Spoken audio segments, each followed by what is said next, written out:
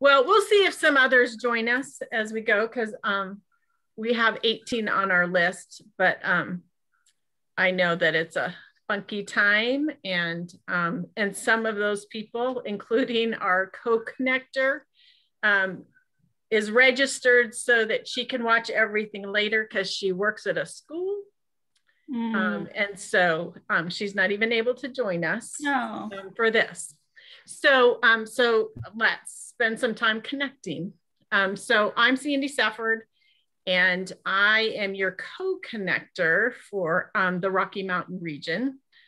So welcome to our regional gathering. This is my third or fourth year, maybe, as your regional rep, although you didn't hear or see much of me this year because we had a nice big snafu. But our co-connector is Cindy Mormon, who several of you know, and she is a para in an elementary school, so working. She registered for the conference so that she can take it in at her leisure afterwards. But not able to be with us since we're meeting at 3:45. If we'd been on Mountain Time, 5:45, we would have been good to go. So she sends her regrets. She wishes she could be with us. And so you haven't heard much from either of us all year because we weren't connected with the connectors for APSI, but we'll make up for that in the year ahead. And some of you are already on our Rocky Mountain Region APSI Facebook page. So if you're on Facebook, you watch for an invitation to that private group. And I post stuff there really year round, but it's a place where you could connect with folks here and the folks, other folks registered that are not with us today. So sharing of ideas, I try to post more than APSI stuff. I try to share some of the other stuff as well that's relevant, not a bunch of junk just to add to what you see on Facebook. So really want to invite you each to share your name and where you're from, your context. And then if you'll share an ordinary experience in your ministry that now today is anything but ordinary. So it may be that thing that you just did before that you've totally readapted or totally changed. Or it may be something that you just kind of did, made it happen, and now you look at it in a different way. Just so think about something like that to share. Can you explain that one more time? Yeah. What was something? Just something that you did in the past. So you did like in the past year, or like in probably in general, maybe pre-COVID, that shifted or pivoted, whatever language you want to use. Is that more helpful, Kendall? Okay. Something that shifted for you and then now, looks totally different. And I'll start us off. So Sandy Safford, I live in Westminster, Colorado. I serve a church on the Eastern Plains in Byers, Colorado. So I am the commissioned lay pastor and educator at Byers Community Church. So a small, tiny church, and pretty much do everything there. And have been in Christian education ministry for many, many years, and served a variety of different churches. So it's interesting to learn how to serve a small church, and everything's changed for us. However, one of the things that I took for granted or was ordinary was prayer. So when we had to go online following March 15th, so March 15th was the last time we worshiped in person in our sanctuary. And we had to identify what was important to us, because to put an older congregation all on Zoom had to have new ways of doing things. So we found that a message, a sermon was not a priority, and that instead it was reading scripture, a reflection, and prayers of the people. And we have kept that focus even when we were in person outside this summer, and even as we're back in our sanctuary, distance and masked. So prayer for that small community church has really been a priority, but called attention to itself, if that makes sense. Who would like to share? I'll just let you jump in. I'm Chris McKee, new to the Arizona area from California. We moved here about 1.5 years ago. I was originally from the Bay Area, San Jose, and I'm a faith formation, the Minister of Faith Formation. So that's pretty much all ages, which was very excited about getting to that position.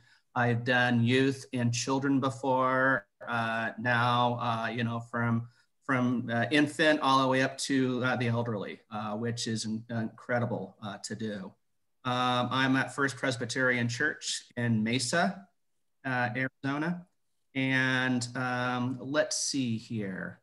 What else do you want to know about me? I have a kiddo. He's 8 years old, going to be 8 this month. And my wife, Heather, she's a special education educator. Ordinary thing that kind of went extraordinary, not ordinary. Children's sermons.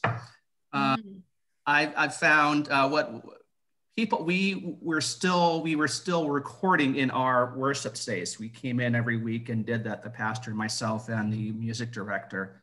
But I found people kind of wanted to see around campus. So every week I was in a different location around campus, or even at my house or in the community doing some sort of children's sermon. And that's kind of evolved into me still doing that. Even though we're back in our worship space, I still kind of do creative things like that. Take the children's sermon on the road in a way, and do it via video. So yeah, that's kind of constantly evolving every week of what I'm going to do creatively different. And people look forward to that every week. Where's Chris going to be this week? Oh, fun. Yeah, it is fun. It is fun. So thank you. I'm glad to be here. Glad to have you. Welcome to Rocky Mountain Region. Thank you. I'll go. Okay. I'm Pam Armstrong from Fort Collins. I'm in my 4th year at First Presbyterian here. Moved here from Minnesota, and was a United Methodist all my life before that. So it's been fun to get to know the Presbyterian church and traditions. What we did different this year was the children's pageant, which usually I'm trying to figure out how to get 60 kids on stage.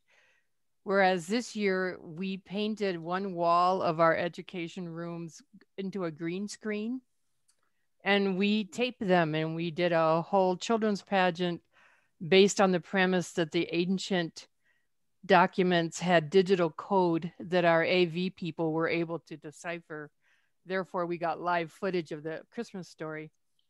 Which fun. I always have my kids just write in what they want to be. So turns out the manger scene had a unicorn and a fairy and an elf angel and, all sorts of stuff. But what was really cool about it was that we had 50 kids participate, and they each had their moment because if they were an animal, we had Dr. Doolittle interpret for them. So from the littlest biddies that were making mooing, they got their own individual time. And then I interviewed them afterwards, and they answered questions. And so the kids actually got to participate a whole lot more than they would have and usually do when we're getting 60 kids just moving through the stage in a 20-minute time.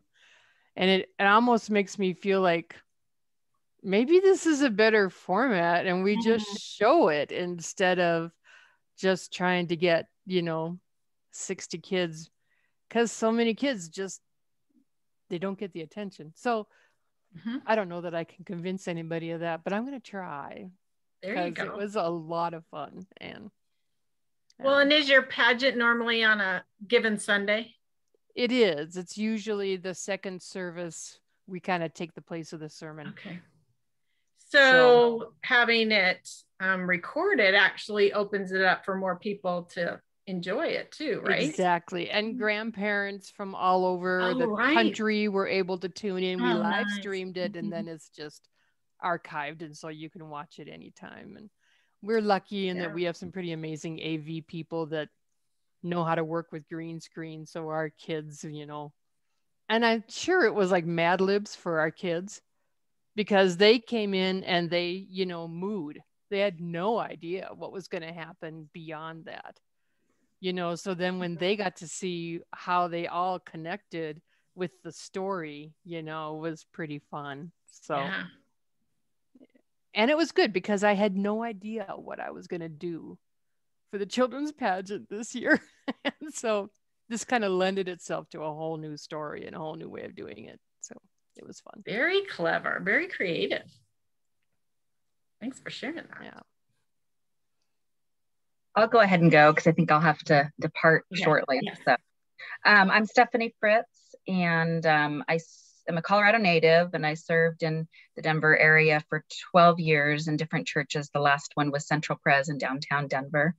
But now, and so this leads into my, not ordinary stuff or whatever. For the last 2 years, I've served as the coordinator for Christian formation in the Presbyterian Mission Agency in Louisville, Kentucky.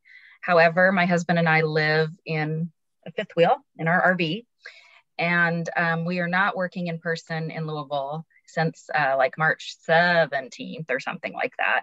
So we are on the road. I happen to be in Southern California right now.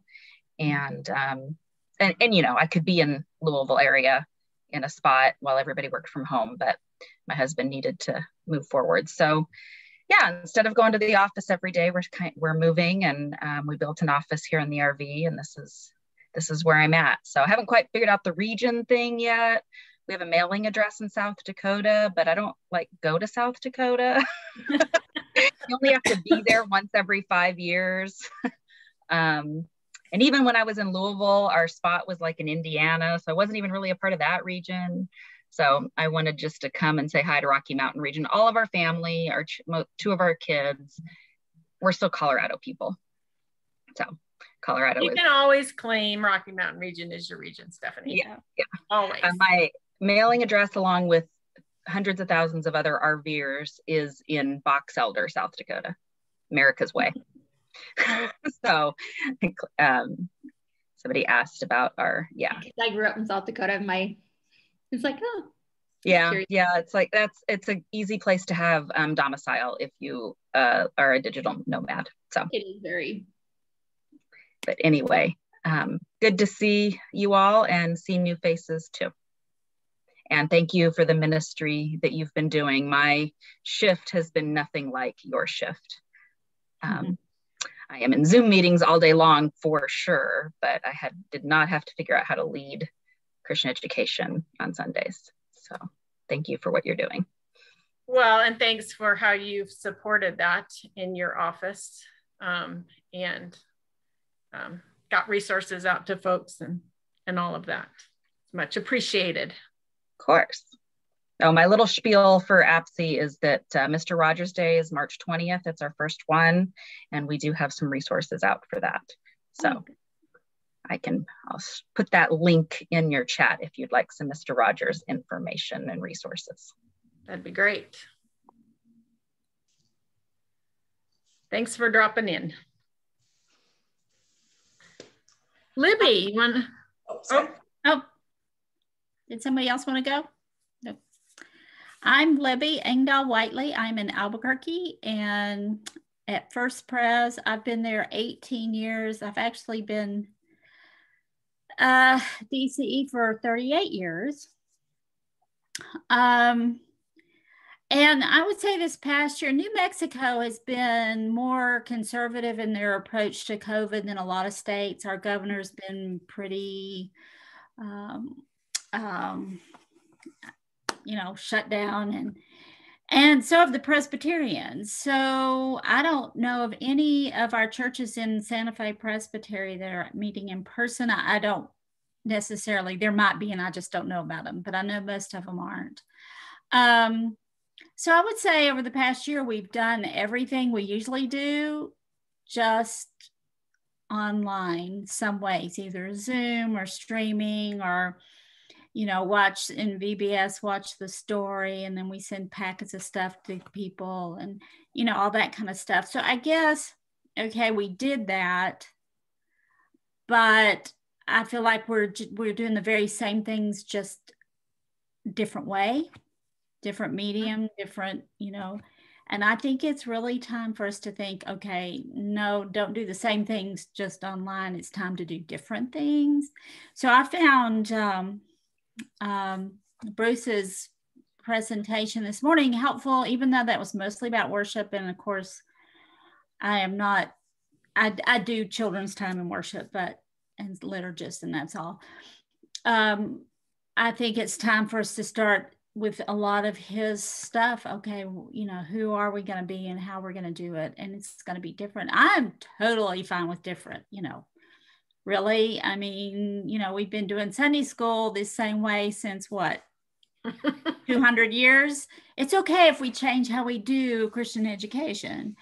I wish I had a big neon sign exactly what that should be. I haven't gotten that yet, just a little bitty. So anyway, that's my story. I spent time in the East in Charlotte, like 9 years, and we were in Memphis, and so we've been around, but we've been here for 18 years. So very good. Kendall.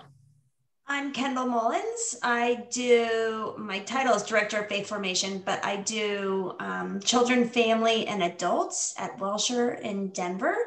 I work with Kirsten, who fills in the holes in that list there. And the thing that, I don't know what is different, but the thing that I'm enjoying doing the most, or with the ordinary thing, whatever, the thing that I'm enjoying the most is I started a podcast, and it's really fun. cool. And so, and lots of, it's kind of scary. I just am like, this could be a little small thing. Like, I handed out 40 Bibles to the families that drove by, and I read them a Bible story, but lots more people are listening to it. So I have to figure out what that looks like in the ordinary going forward, because I think lots of people are hearing the Bible stories, which is lovely. That is lovely. Good. That's very clever. I refuse to put the children on a screen. I tried it for a while with story time and such, and it just, when they went back to school, I was like, there was not one, I mean, there were a couple kids in private school, but so that was our way of getting them to hear the stories and think about them, but not be on a screen. Good. Yeah, good plan, because a lot of families are very tired of being on the screen. Yep. Very good. Kirsten, you want to jump in there as a fellow Welsher? Yes, sure. I'm Kirsten Hell, and I direct the youth and young adult ministries at Welsher in Denver as well. And this is my first year at OPSI. And thinking about this question that you asked, Sandy, is really interesting for me, because I stepped into my position in October. So far, my ordinary is life in the pandemic. And I look forward to doing things differently when this pandemic is behind us. But for now, my normal is what is different for you all. So that's been very interesting. But it's been great. And I'm really glad to be here and connect with you. And where'd you come from to join Denver Presbytery? My husband and I were actually members at Welsher. So I'm currently in seminary, and I was working a part-time secular job. And my husband and I became members at Welsher, I think 2 years ago now. And then this position opened up, and I had the opportunity to apply for it. So yeah, kind of came from Denver already, but I'm originally from California. Okay. Well, welcome. Glad to have you as a first-timer APSI, and hopefully we'll get you for many more. So that's great. I guess I'll go. I'm Okay. CJ. I'm in Sheridan, Wyoming at First Presbyterian Sheridan. I've been here 6.5 years-ish, and they've changed my job title 3 times, I think, 4 times. So I don't know what I do. And right now, the way the world is, I do whatever they tell me to. We are kind of lucky that we are kind of doing a hybrid system right now. So I do children's sermon, which I, like everybody else, I've started off everywhere. The most popular request now is back in my kitchen because I'll bake. I'll do something from that way. So I don't know what has come ordinary. I guess, you know, whatever they tell me to do, I've fallen into being our live streaming recording person, the camera person, which a year ago, I would have never have touched it. And now it's like, okay, here we go. That's, you know, Monday we had a funeral and they're like, okay, CJ, you need to live stream it. Here's the stuff. And I'm like, okay. So I guess that would be my ordinary, but. Yeah, thanks. And glad to have you.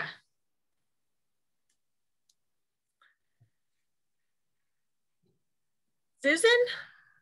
Hi, I'm Susan. I'm in Broomfield, Colorado, and I'm the Children's and Youth Director and Kids Hope Director, and just identical to what CJ just shared. I'm doing live streaming and tons of Zoom recordings and Bible studies, and I didn't even know what Zoom was until March of last year. Maybe I had done like one thing on Zoom before that.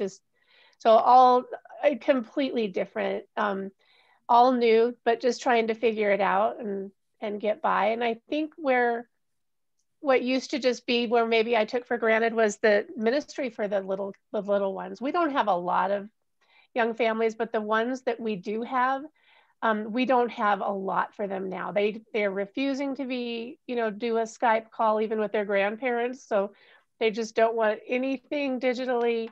And then also our nursery is still closed down. We don't really have anything for them. So that's a kind of something I'm struggling with now, but the older kids are a little bit easier. We recorded our Christmas play as a old-fashioned radio. We did It's a Wonderful Life as a radio play. And that was fun. But even that being a radio script, it still didn't go how we planned. So we'll keep learning. Sometimes that's the fun of working with kids, right? It's never what you envisioned in your head. Yeah, we're on plan. And that's okay. Yeah, plan C, D, or E by now, Exactly. I've learned a lot this year, so that's definitely positive, and just, things I never thought we would do for, and I think it really forced our church to really step up because we were really behind the times. Mm-hmm. We had our sermons on a YouTube channel, but really that was about it. Yeah, so things look different moving ahead. Bye, Stephanie. Linda. Yeah, I'm Linda Vallow. I'm Christian Ed Director for Children and Youth at Wheat Ridge Presbyterian in Wheat Ridge, Colorado. And I'm still a member at Welcher, where I volunteered for 15 years before. I would have said, along with Chris, that it was the children's sermons, but even more than that is, instead of the children coming to me, I go to them now. So it takes about 3.5 to 4 hours because I live at 30 minutes from where I work, maybe 45 in traffic. So I have to go way out west, and I delivered 19 bags for Advent. So it was really good to see all the kids and their families. I even got a hug from one little one, and some goodies. So that part I'm really enjoying. Yeah, it's a lot of traveling, but to me, it's great because I get to interact with them. And we too are having challenges with the Zoom. The younger children, the parents just said they just have too much online and that sort of thing. So it's constantly trying new and different things. Yep. I think you and I talked about that last month, and some things may work now and may not work next month. And so we've done Zoom youth meetings, and it was fine, but it got overwhelming. We did it in the summer. So now instead of doing it every week, I'm going to have one next month and then go from there, maybe once a month until summertime. So it's challenging, but there's some really good things that have happened. You know, like people were able to join us. We have one lady, we have a Zoom fellowship after a church worship service every week. And we have one lady from England who has joined us. And, looking forward to when we do get back, we will miss that with her, and so what will that look like? Of course we want to stay in touch with her. So anyway. Very good. Burton, does this work out good for you on the road?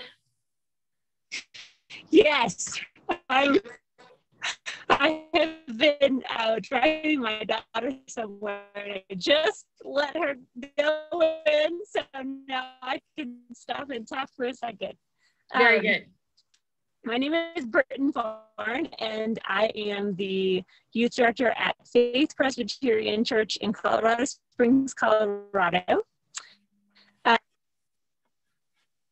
I am new in this position. I have done large church youth ministry in Dallas and in Little Rock, and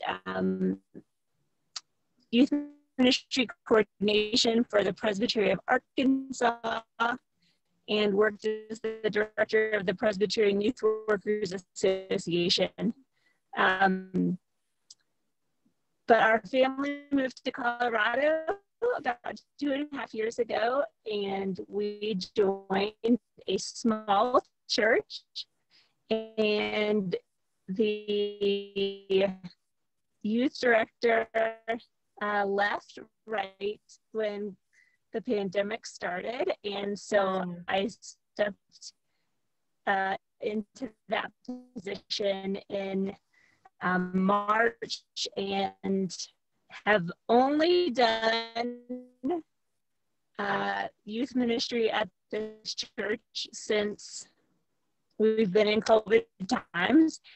And it's a small church, and so I've had my normal in youth ministry was very different in the past than what it is now. So certainly have been lots of adjustments in figuring out how to do youth ministry with small groups. We have been.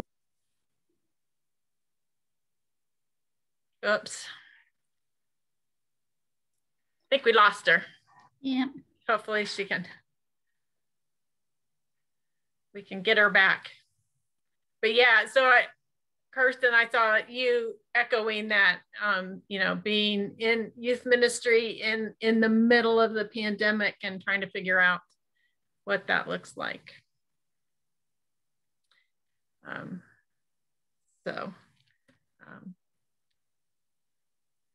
Which makes us all look forward, doesn't it, of what ministry looks like ahead.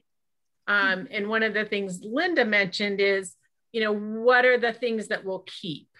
So like for my tiny congregation, we'll be on, we Zoom live from the front pew of the sanctuary so that we can stay connected with folks that are out of out of state, but also folks that have health issues that can't worship with us. And we have no intention of stopping that. So we've learned to do that in a small church.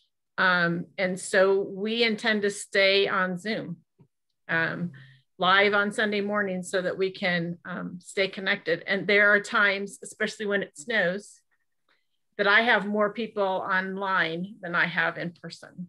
Yeah. And you know, what would that look like if we didn't have Zoom? It'd be crazy because I'd be sitting there saying, what am I doing here? But I think there's lots of things that we're learning in this time frame that we're going to keep. Are there some of those other things that you guys have, you know, maybe tried out and you want to keep on the other side of pandemic? We did our living nativity. Usually people just stand around this duck blind. Some of you are very familiar. Sandy may have started it, however many years ago. I did not. But this year we did a drive-by. And so we had the live animals and then the youth stood in the freezing cold. But we had more visitors come, faces that we did not recognize. I think, you know, it's an intimidating place to come to a church when there's 300 people standing in the cold and they all know each other. But we were able to welcome more people from the community. And that was just beautiful. I, you know, gave them the stickers and the kiddos. And so that is something we will definitely consider doing differently going forward because of the community component and the goodwill component. Nice. We're going to continue with the cameras. We actually started out with using, you know, just a regular iPhone to record our service, and the church got funds together and got cameras put in. And we have a lot of our congregation who are snowbirds here during the winter. During the summer months, we don't see them. So now with the cameras and so forth, we're going to continue recording and live streaming every week. And it's something that we're connecting throughout the entire United States, which is pretty incredible. Another thing which I really enjoyed during Christmas, we were trying to figure out ways to sing. We've been worshiping in person since October, but we haven't been singing in worship. And what's Christmas, obviously, without singing? So we did a drive-in outdoor service. The people drove their cars up into the parking lot, and we got a flatbed truck as our stage, and we did the worship service outside, and it was the most incredible experience. I pre-recorded a children's pageant that the kids did a week before that on Zoom, and it was all Zoom Be Faithful, and it was kind of like a perspective from the angels getting together in a Zoom meeting, trying to figure out what we're going to do. The nativity and all that was very cute. And it was just a lot of fun. And the kids were able to drive up in their cars with their parents and see themselves on the big screen in the drive-in service. So don't know if we're going to do it exactly like that in the future, but I did enjoy that, to see people in their cars and on Christmas and to sing. So. Nice. Burton, we've got you back. Sorry we lost you. We'll let you continue. Oh, she doesn't have audio yet.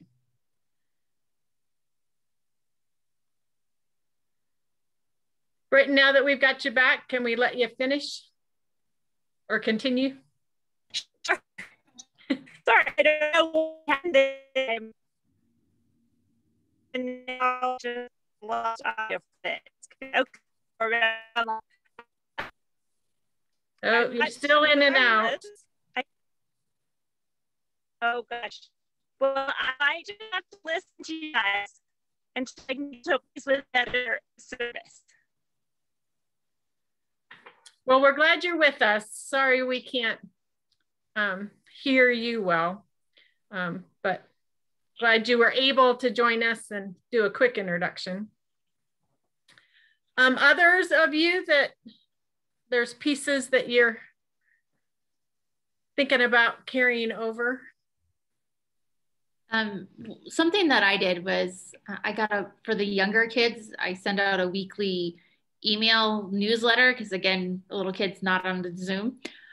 I am not a writer, so I'm okay getting rid of that one, but I don't think we will. But the thing that I like that we've done is like Christmas and summer, and I'm looking at Advent, is I get the kids a book for them to have. And so it's always fun to give it to the kids because then it's that parent connecting. So then the kids can go home and read their books and the parents can read it to them. And it's the whole conversation, the faith and stuff. And like this summer, I gave them The Marvelous Mustard Seed, and I still have kiddos when they come to church, or I'll get emails from parents saying, oh, we read the book last night, so-and-so loved it, you know. And so it's like, yeah, I like to carry on that just because it's something fun. And again, it's wrapping in those conversations between parents and kids and passing that faith on. Mm-hmm. Yeah. What are some of the other books that you've done? We have done Another Way Home. And oh yeah. Mm-hmm. Yep. Yeah. I don't remember right now. That's okay. No, I think that's a clever idea. I see people jotting it down. Yeah. And if anybody's got a really good Advent one, or not Advent, Lent one, that would be great too. Because I'm still trying to, you know, we can't go into the stores and look and feel and read. Right. So it's like, I kind of order them as like, oh, this isn't quite what I wanted. And so, yeah. I think Kendall's got one for you.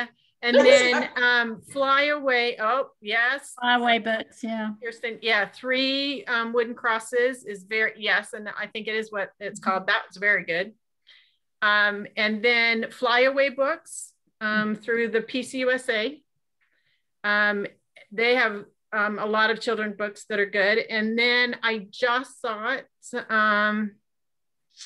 on Hope CE on their Facebook page with Kathy Dawson. Mm-hmm.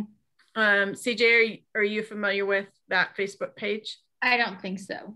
So on Facebook, search Hope CE, all one word. It's just a page. It's an open group, right? I don't know. Yes, the Facebook page is the best, and that is you have to request. Yeah, you request. Okay, but you just request. Yeah. Okay. And they are just now posting. I think it just started last week. Actually, they're posting a book a week, a children's book, and then sharing resources that go with it. Yeah, awesome. So my favorite Story Path Union Presbyterian Seminary does Story Path. So if you're looking for books, and you can search them by scripture. And so that's how I found this one. But it's called The Loud Book, and it's maybe for littles, but when Jesus says, let them, whatever, cheer, because otherwise the stones would scream. And so they recommended this book. So I thought that was it's just an example. But this one, it's a child's guide to Lent and Easter. I have not read it, but I used the Advent one with my 4th and 5th graders. And it's like a picture book, but it just kind of breaks it down to the she did a beautiful job. So those are my suggestions for Lent. Thanks, because even though I got them, because I got extra ones for here in the nursery and stuff, I read them to my middle school and high schoolers for like youth group, and it gets those conversations rolling. And it's the ex-teacher, special ed teacher coming out and reading books, I guess.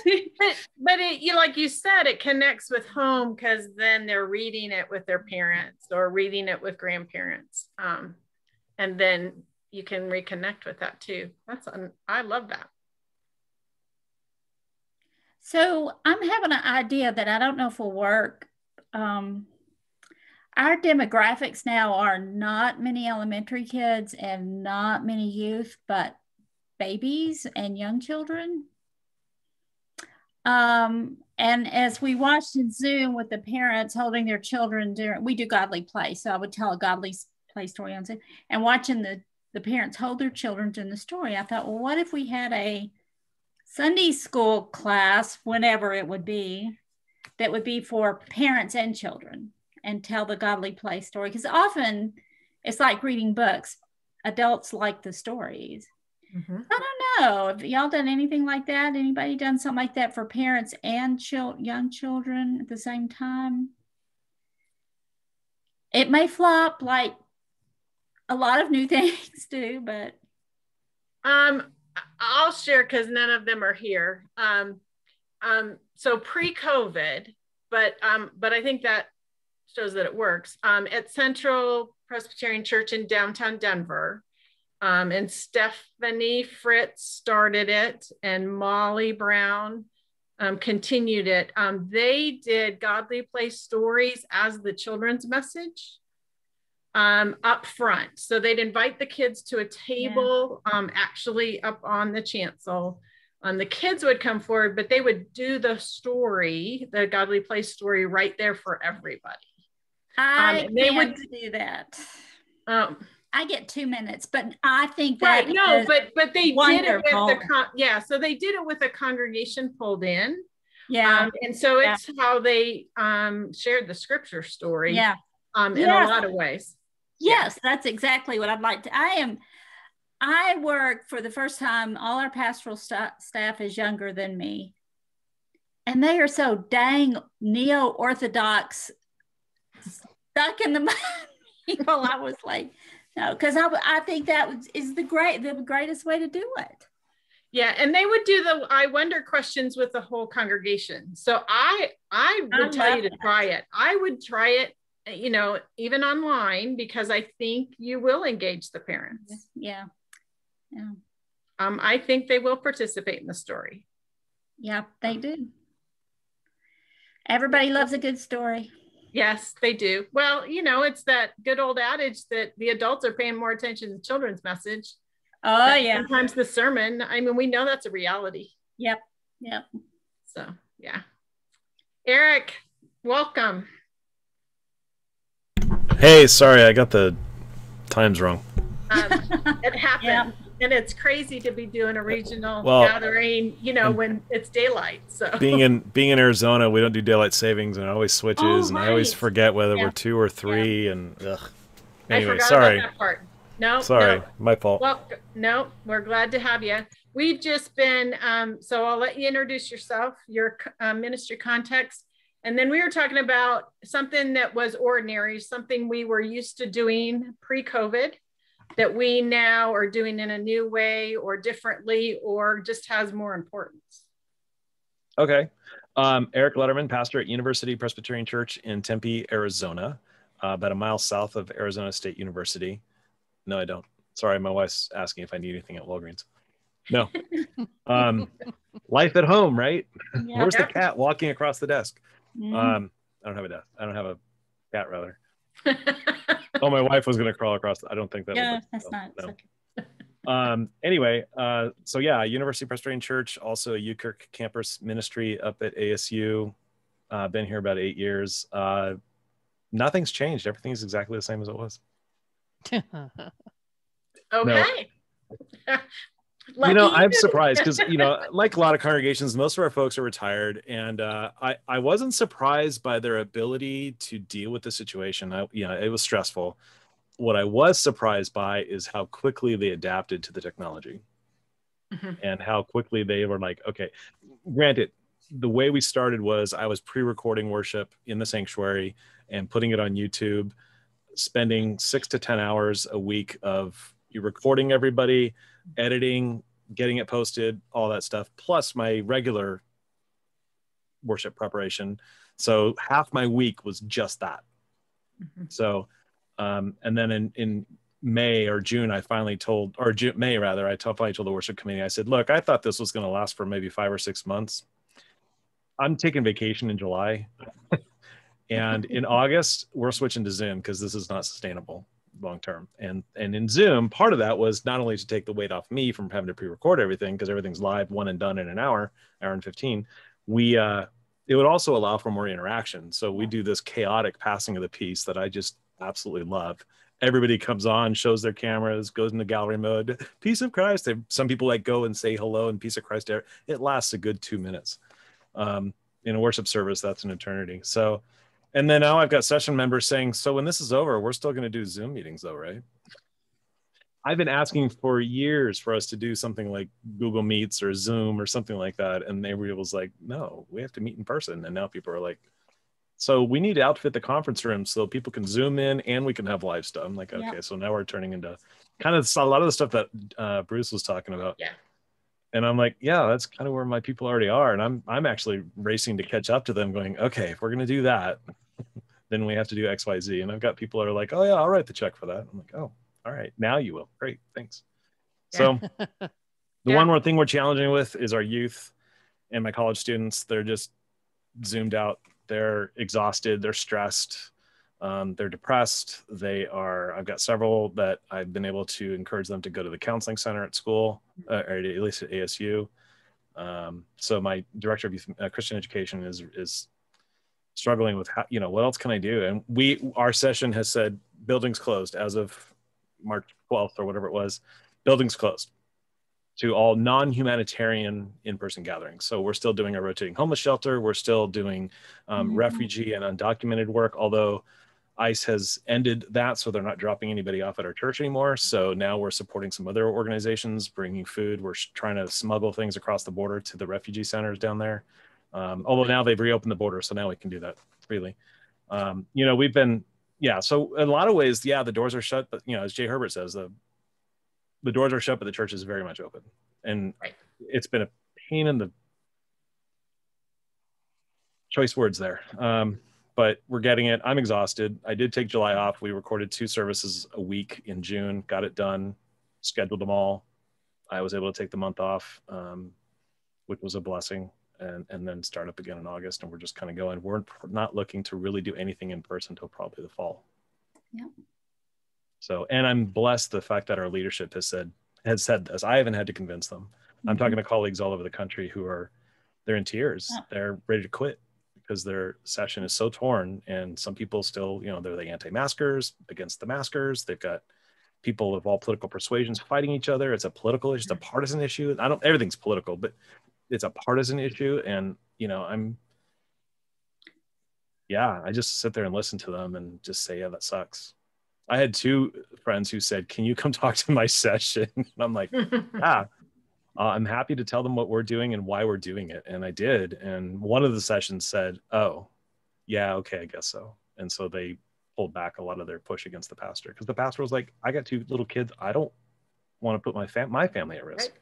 Yep. So, and a husband who already has compromised respiratory issues. So, right. Yeah, that's kind of where we're at. Sorry, that was probably way longer than you all did. Sorry. No, because we've been having other conversations. So thank you. Okay, and you good. put forward several things that we kind of hadn't talked about.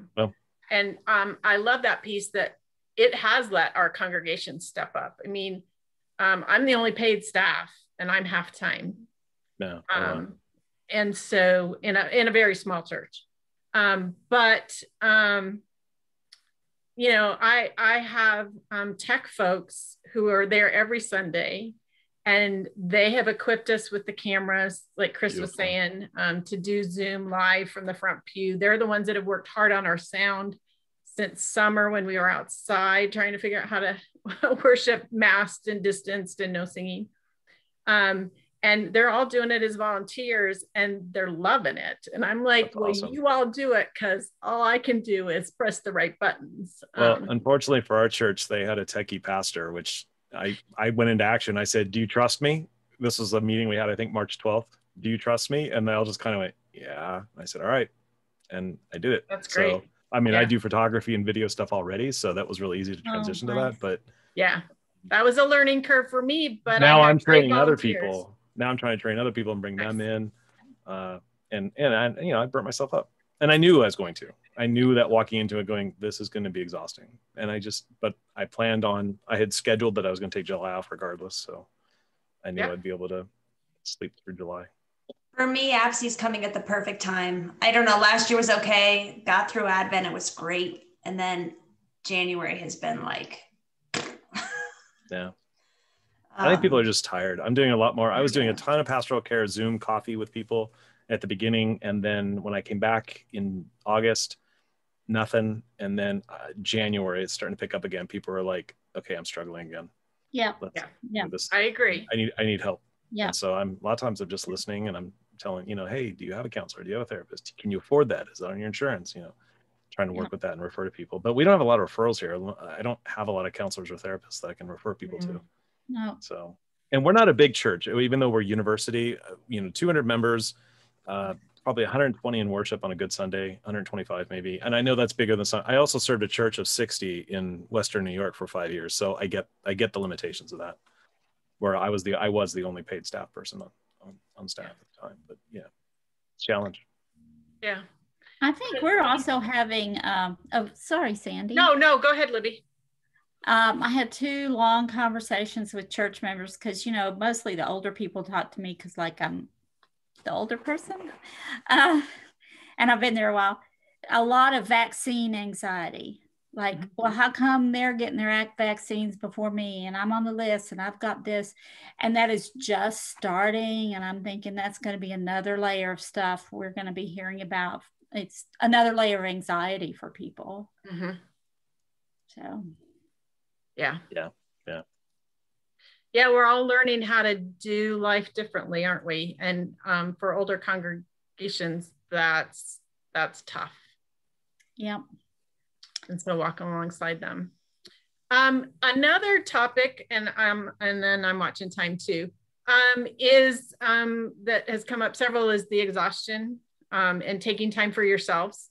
And so hopefully you're finding a bit of rest maybe in this conference, but being intentional about that. I'm not finding it in the conference like I normally would. So I'm gonna have to pay attention to that. I will say that one advantage of doing so many things online, and the Presbytery of Denver, which 1, 2, 3, 4, 5 of us are, and then Susan joins us from Plains and Peaks Presbytery. We have a covenant community within our presbytery for faith formation advocacy. And so we have taken that online. And so we meet monthly. Linda was referring to that, and we have different topics. Any of you would be welcome to join us. So if you just let me know that you'd be interested, we can send you the links. But the other piece I want to mention is our intent a year ago when we reshaped this covenant community was to do quarterly workshops that were a couple hours long, bring somebody in to do something. And we're looking in April after Easter to doing a retreat, virtual and or gathered in person if you can, small groups that then are virtual. And you all will get an invitation to be a part of that. There should be no cost because we do get some grant monies from the Presbytery to do that. But just, a half a day is our intention, led by someone that just comes in and helps us take some time and retreat and rest. So know that you'll get an invitation for that. And we'd love to, spread the wealth and that opportunity for all of you in Rocky Mountain region, because sharing across our region is what we hope to do, especially because we don't, we've had a really tough time in the past probably 10 years when we've tried to do gatherings, right, Libby? Yeah. Because we're so far spread out. I mean, right here we have, I think, 4 or 5 of our regions represented, or states represented within the region, because we have do we go from Canada to Mexico? Close, really close. Yeah, really close. And so any way we can stay connected throughout the year, we'd love to. So if you guys have opportunities that you want to put forward to the group, you can do that by contacting me, and you can do that through the APSI website under connectors. You should find, maybe not right now, but you should find both Cindy and my information. And then you are welcome to also, and then now that I have everybody's Facebook or everybody's emails, that's new to us, you're welcome to join in our private group Facebook. So I'll send you a link to that. And that can be a place to share that kind of stuff too. So Thank you all for joining. Oh, great. Thanks, Eric. Thanks to you all for joining us. Thank you, Sandy. Yeah. I'm happy to have you all in Rocky Mountain region, and hopefully we'll see you all in some form or another in Chicago in 2022, and that it's all kind of back to a little bit of normal with the new. So, okay, great. Thank you for your emails. If they've changed, that's great. Blessings. Enjoy the rest of APSI in this new way, and blessings on your ministries, friends. Thank you so much. Nice to meet you all. Nice meeting you all. Yes, you too. God bless. Thanks, everyone.